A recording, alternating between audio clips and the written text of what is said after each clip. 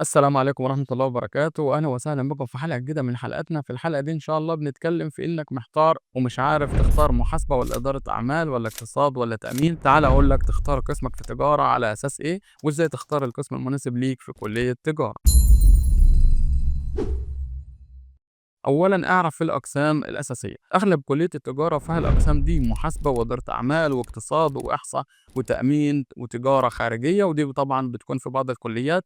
وفي أقسام بتكون بإنجليزي أو عربي حسب الكلية. أنا بحب المادة دي، يعني مثلا محاسبة فيها أرقام كتير، لو بتحب الأرقام والدقة هتكمل فيها وهتحبها، لكن لو بتحب التحليل والاستراتيجيات يبقى إدارة ممكن تكون أنسب ليك. طب أنا شاطر في إيه؟ مش كل الناس تنفع في كل حاجة.